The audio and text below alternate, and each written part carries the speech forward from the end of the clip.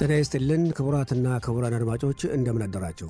ካን ሬዲዮ ሬካ የእስራኤል ድምጽ ሬዲዮ በአማርኛ ቋንቋ የሚያሰራጨውን ዝግጅት እነሆ ጀመረ።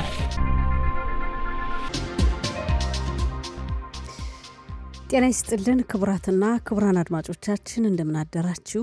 ዕለቱ እንደ ዕብራውያን ዘመን አቆጣጠር ዮም ሽሺ ዩድ ጊሜል በሲባን ታፍሽን ፔይባብ ሲሆን እንደ አውሮፓ ዘመን አቆጣጠር ሜይ 29 ቀን 2026 ዓ.ም ነው። እንደ ኢትዮጵያ ዘመን አቆጣጠር ደግሞ ግንቦት 21 ቀን 2018 ዓ.ም ነው። የጧቱ ስርጭታችን እነሆ ጀመረ። የቴክኒክ ባለሙያችን ናቲ ብላንኬት ሲሆን የስቱዲዮ ተረኛ አስተናጋጅ ወርቅነሽ እሸቴ ነኝ። ያሉን ዝግጅቶች በቅድሚያ ዜና እናሰማና ከዛም ጋዜጦች በዛሬ እትማቸው ለአንባቢያን ያቀረቧቸውን ዋና ዋና ርዕሰ ጉዳዮችን እንመለከታለን። ከዛም ከአድማጮች ጋር የስልክ ውይይት ይኖረናል። ስርጭታችን እንደተለመደው እስከ 7 ሰዓት ድረስ ይቀጥላል። አብራችሁን ቆዩ። አሁን የጧቱን ዜና እነሆ። በቅድሚያም አርዕስተ ዜና። አሜሪካና ኢራን የተኩስ አቁም ስምምነቱን ለ60 ቀናት ለማራዘም ሊስማሙ ነው ተባለ። የእስራኤልን የስልጣን አካላት ከአሸባሪ መዝገብ እንዲመደቡ መወሰኑን ተከትሎ ኢየሩሳሌም ከተባበሩት መንግስታት ድርጅት ዋና ጸሐፊ አንቶኒዮ ጉተሬስ ጽሕፈት ቤት ጋር ያላትን ግንኙነት ለማቋረጥ መወሰኗን አስታወቀች። የእስራኤልና የሊባኖስ የልዑክ ቡድን ዛሬ በአሜሪካ ተገናኝተው ይወያያሉ ተባለ። በአረቡ ማህበረሰብ የሚደርሰው የእርስ በርስ ግድያ እንደቀጠለ ነው የሚሉት ዋና ዋና ዜናዎች ናቸው። ዝርዝሩን እነሆ። የእስራኤልን የስልጣን አካላት ከአሸባሪ መዝገብ እንዲመደቡ መወሰኑን ተከትሎ ኢየሩሳሌም ከተባበሩት መንግስታት ድርጅት ዋና ጸሐፊ አንቶኒዮ ጉተሬስ ጽሕፈት ቤት ጋር ያላትን ግንኙነት ለማቋረጥ መወሰኗ ታወቀ። እስራኤል ከተባበሩት መንግስታት ድርጅት ዋና ጸሐፊ አንቶኒዮ ጉተሬስ ጋር ያለውን ግንኙነት ለማቋረጥ የወሰነችው የእስራኤል የስልጣን አካላት በአካባቢው የግጭት ቀጠና ውስጥ ጾታዊ ጥቃትን በሚፈጽሙ ድርጅቶችና ተቋማቱ ውስጥ በጥቁር መዝገብ ውስጥ እንዲካተቱ መወሰኑን ተከትሎ ነው። በኢየሩሳሌም የሚገኘው የውጭ ጉዳይ ሚኒስትር ጽሕፈት ቤት ጉተሬስ የሁሉንም የታማኝነት የፍትሐዊነትና የባለሙያነት ደረጃ መስመር ማለፋቸውን ገልጿል። ጉተሬስ በተባበሩት መንግስታት ድርጅት የስልጣን ጊዜያቸውን በመጠቀም በእስራኤል ላይ መሰረተ ቢስ የሆኑ ውንጀላዎችን በማንሳት እስራኤልን ተጠያቂ ለማድረግ በቀራቸው የስልጣን ጊዜ ይሰራሉ ብሏል። የውጭ ጉዳይ ሚኒስትር ጽሕፈት ቤት ባወጣው መግለጫ አሜሪካና ኢራን የተኩስ አቁም ስምምነቱን ለ60 ቀናት ለማራዘም ሊስማሙ ነው ተባለ። ሁለቱ ሀገራት ለ60 ቀናት በሚቆየው የተኩስ አቁም ስምምነት ውስጥ ዘላቂ ሰላም ላይ ለመድረስ በተለያዩ ቅድመ ሁኔታዎች እንደሚደራደሩ ተገልጿል። የአሜሪካው ፕሬዝዳንት ዶናልድ ትራምፕ ባሳለፍነው ሌሊት ከፎክስ ኒውስ ጋር ባደረጉት ቃለ መጠይቅ ስምምነቱ ለአሜሪካ ጥሩ እንዳልሆነ መግለጻቸው ታውቋል። ትራምፕ ኢራን የምታቀርበው ቅድመ ሁኔታ ለራሷ ጥሩ ነው በማለትና በማድነቅ ይሁን እንጂ የድርድሩ ሂደት የሚወሰንበት ዋናው መጫወቻ ካርታ በአሜሪካ እጅ ነው ማለታቸው ታውቋል። ይህ በዚህ እንዳለ ባሳለፍነው ሌሊት ቡሽኻር በተባለው አካባቢ ኢራን ወደ አሜሪካ መርከቦች ሚሳኤል መተኮሷን ሳብሪን የተባለው የወሬ ምንጭ ዘግቧል። እንደ ዘገባው ኢራን ወደ 4 የአሜሪካ መርከቦች ሚሳኤል የተኮሰ ሲሆን ከአራቱ መካከል አንዱ የንግድ መርከብ እንደሆነና ኢራን ሳታውቅ በሆርሙዝ የባህር መስመር ለማለፍ እንደሞከሩ ተገልጿል። በተመሳሳይ ዜና የኢራን የአየር መቃወሚያ በሰማያዋ ላይ ሲያንዣብብ የነበረውን የጠላት አይሮፕላን ለማክሸፍ መሞከሩን ሜህር የተባለው የሀገሪቱ የወሬ ምንጭ ዘግቧል። ሌሊቱን አይሮፕላን ተመቶ ወደቀ የተባለውን ወሬ አሜሪካ ማስተባበሏ ታውቋል። በአሜሪካ መከላከያ ሚኒስቴር ጽሕፈት ቤት ፔንታጎን ዛሬ የእስራኤል መከላከያ ሰራዊትና የሊባኖስ የልዑክ ቡድን ተወካዮች ተገናኝተው ይወያያሉ ተባለ። እስራኤል 3 የብርጋዴር ጄኔራልነት ማዕረግ ያላቸውን ተወካዮች መላኳ ታውቋል። በሚቀጥለው ሳምንት በሁለቱ ሀገራት መካከል ሰፊ የሆነ የተኩስ አቁም ስምምነት ሊደረስ እንደሚችል የእስራኤልና የውጭ ሀገራት ባለስልጣናት መገመታቸው በዘገባው ተገልጿል።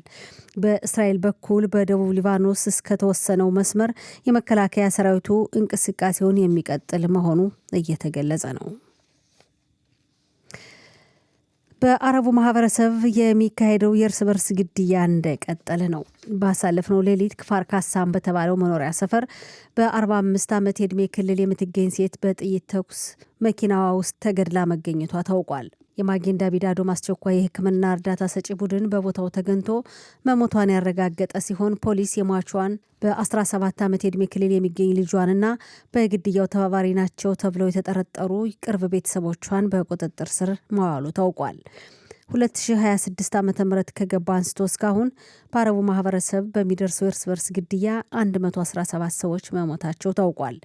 በሌላ ዜና በብኤር ሸባ ከተማ በተፈጠረ አምባጓሮ በ28 ዓመት የዕድሜ ክልል የሚገኝ ወጣት በጩቤ ተወግቶ በከባድ ሁኔታ መቁሰሉ ተገልጿል። የማጌን ዳቪድ አዶም አስቸኳይ የሕክምና እርዳታ ሰጪ ቡድን ቁስለኛውን ወደ ሶረቃ ሆስፒታል ለሕክምና እርዳታ የወሰዱት መሆኑን ከደረሰን ዘገባ መረዳት ችለናል።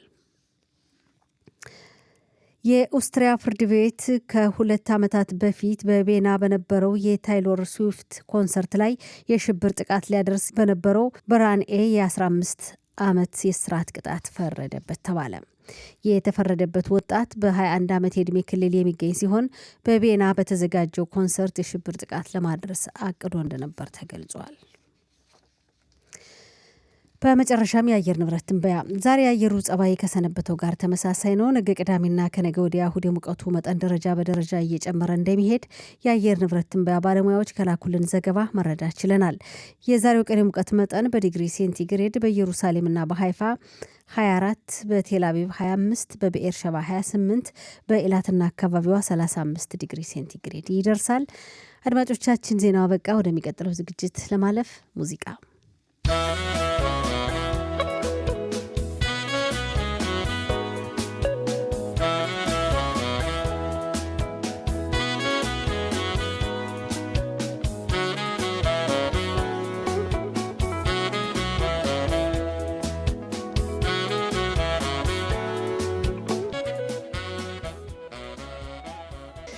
የተከበራችሁ አድማጮቻችን ስርጭታችን እንደቀጠለ ነው። አሁን ደግሞ ጋዜጦች በዛሬ እትማቸው ለአንባቢያን ያቀረባቸውን ዋና ዋና ርዕሰ ጉዳዮች እንመለከታለን። 3 ጋዜጦች ደርሰውናል ዛሬ። የዲዮታ ሀሮኖት፣ እስራኤል አየሁምና ሀሬጽ 3ቱም ጋዜጦች በመጀመሪያ ገጻቸው ላይ ያቀረባቸውን ዋና ዋና ርዕሰ ጉዳዮች እንመለከታለን።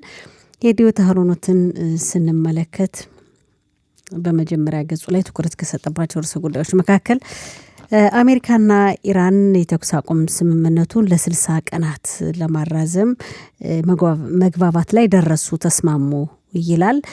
እንግዲህ በሁለቱ ሀገራት መካከል ለ60 ቀናት ያክል የተኩስ አቁም ስምምነት ለመድረስ ነው እንግዲህ እንደተስማሙ የሚነገረው። በስምምነቱ ግን ገና ሁለቱም ሀገራት አልፈረሙም።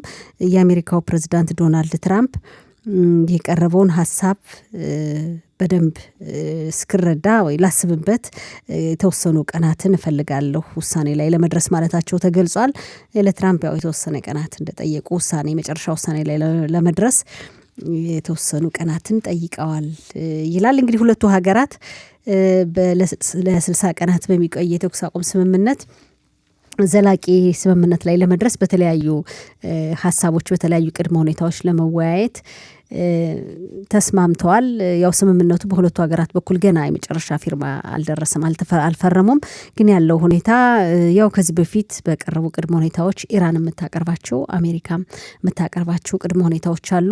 በእነዛ ሀሳቦች ዙሪያ በ60 ቀናት ውስጥ ለመወያየት ተስማምተዋል ነው የሚለው። ሁሉም ጋዜጦች ትኩረት የሰጡበት ርዕሰ ጉዳይ ነው ይህ ርዕሰ ጉዳይ። ሌላው ርዕሰ ጉዳይ በሰሜን እስራኤል በኩል ያለውን እንግዲህ የሂዝቡላ ድርጅት የሚያደርሰውን ጥቃት በተመለከተ ነው። እንደሚታወቀው እንግዲህ መከላከያ ሰራዊቱ የህይወት መስዋዕትነት እየከፈለ ነው። የተኩስ አቁም ስምምነት ተብሎ በእስራኤልና በሊባኖስ መካከል ተደርሷል። የተወሰነ ጊዜ ተቆጠረ። በዚህ በተኩስ አቁም ስምምነቱ ጊዜ ግን 12 የመከላከያ ሰራዊቱ አባላት የህይወት መስዋዕትነት ከፍለዋል። ሂዝቦላ ድርጅት በሚያደርሰው ጥቃት ከ12ቶች መካከል እንግዲህ ራክፋን በተባለ ተንሳፋፊ እንደ ቀላል አይሮፕላን በራሪ ቁስ ነው የተጠመዱ ቦምቦችን አጥምዶ ያው ይልክ የሂዝቦላ ድርጅት መከላከያ ሰራዊቱ ወዳለበት ቦታ ነው አነጣጥሮ የሚልከውና በዚህ ጥቃት መከላከያ ሰራዊቱ ከባድ ዋጋ እየከፈለ ነው።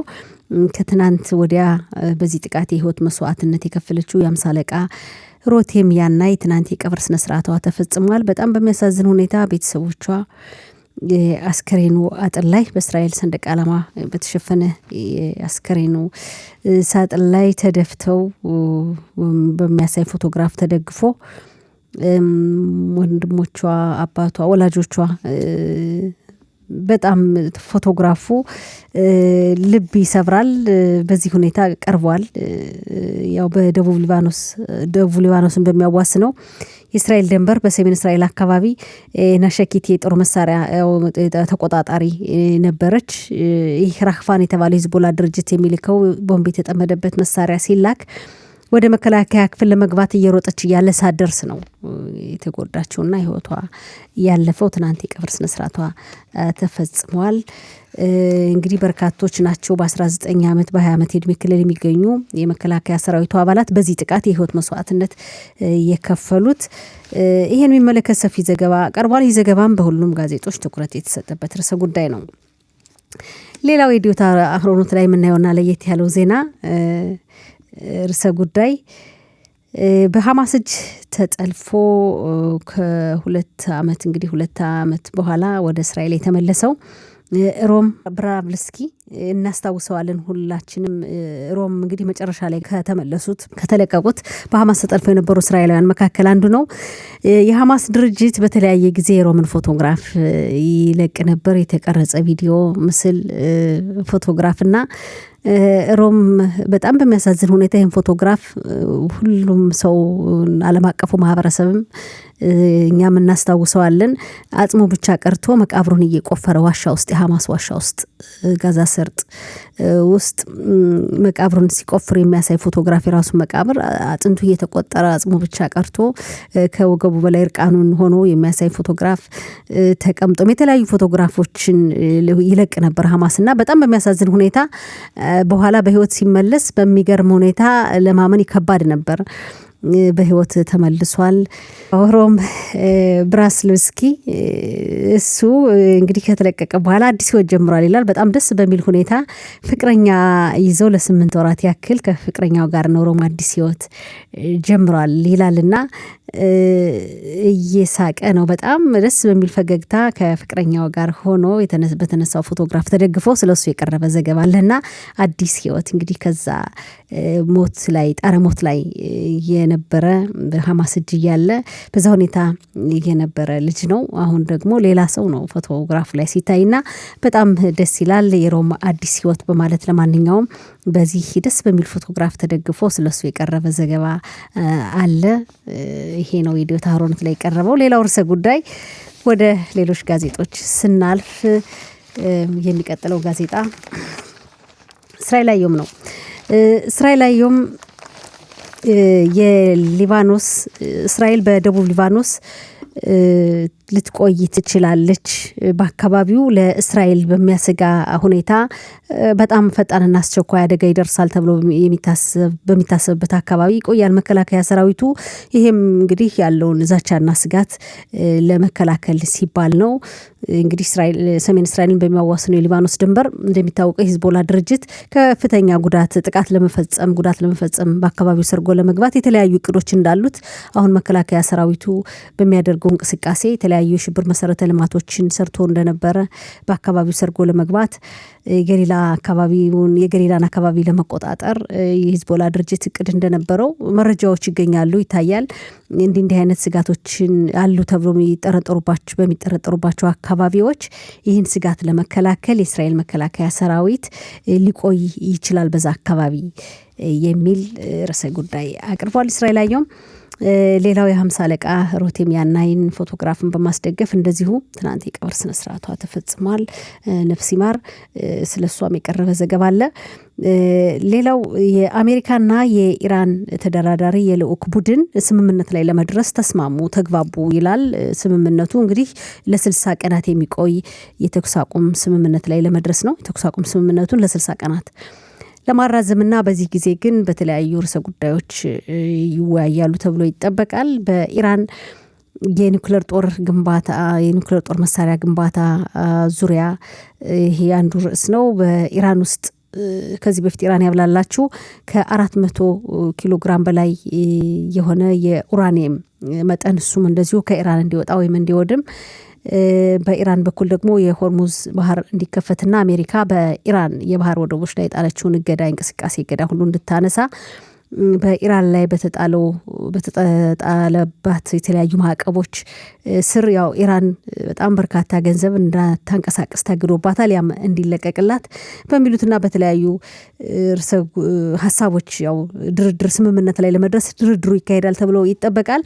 እስራኤል አየሁም ላይ በቀረበው ዘገባ ኢራን በኒኩሌር ጦር መሳሪያ ግንባታው ዙሪያ የምትደራደረው በእስራኤል ላይ ቁጥጥር እንዲደረግባት ከተወሰነና በዚህ ከተስማማ ነው የሚል ሀሳብ ማቅረቧ ተገልጿል። በእስራኤል ላይ ቁጥጥር እንዲደረግባት እስራኤል የሚቆጣጠር አካል ካለና ቁጥጥር እንዲደረግባት ስምምነት ላይ ከተደረሰ ኢራን በኒኩሌር ጦር መሳሪያ ግንባታው ዙሪያ ልትደራደር እንደምትችል ሀሳብ አቅርባለች ይላል። እንግዲህ እስራኤል አየሁም ሌሎችንም ርዕሰ ጉዳዮች አቅርቧል። ሌላው ምንድነው የጠቅላይ ሚኒስትር ቢንያሚን ኔታንያሁ አማካሪ ዮናታን ኦሪህ ላይ በሱም ላይ ሌሎች ጋዜጦች ላይ ምናልባት የክስ መዝገብ ይቀርብበታል የሚል ሀሳብ እንዳለ ዘግቧል። ስንደርስ እናየዋለን። እስራኤል አየሁም ላይ የቀረበው በዮናታን ኦሪህ ላይ ከጠቅላይ ሚኒስትሩ መስሪያ ቤቱ ቢሮ እንዲርቁ አቃቢ ሕግ ይወስናል ተብሎ እንደሚጠበቅ አቃቢ ሕጉ እንግዲህ ዮናታን ኦሪህ ቢልድ ለተባለው የጀርመን ጋዜጣ ሚስጥራዊ የሆኑ ሰነዶችን ሰጥቷል በሚለው